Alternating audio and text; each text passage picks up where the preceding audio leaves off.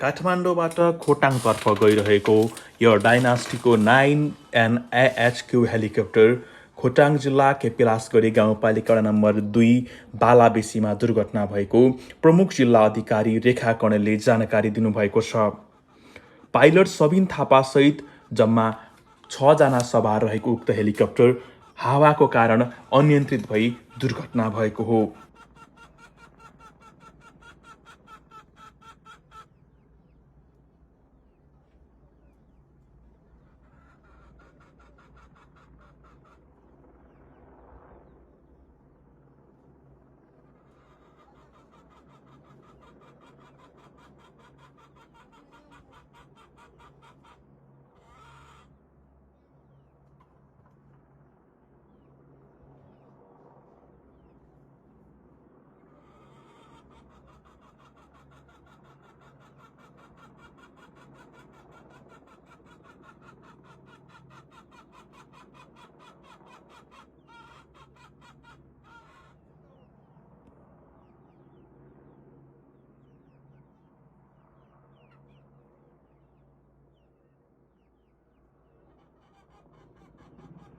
ला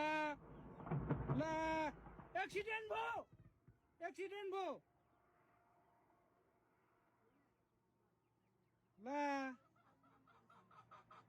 ला accident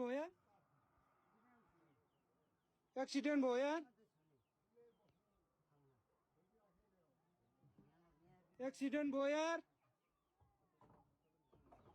oh my God accident भयो यार मा कसम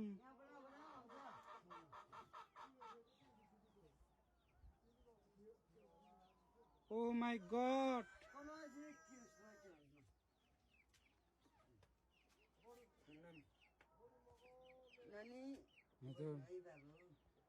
ओ माय गॉड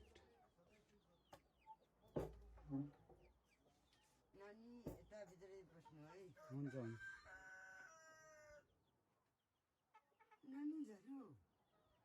नाना माथि ठोक्यो नि ओ माय गॉड हेर्दा हेर्दै यार एक्सिडेन्ट भयो हेली ओ माय गॉड हातै कामिरा छ यार के भन्नु के नभन्नु यार ओ माय गॉड मान्छे चाहिँ के भयो भएन यार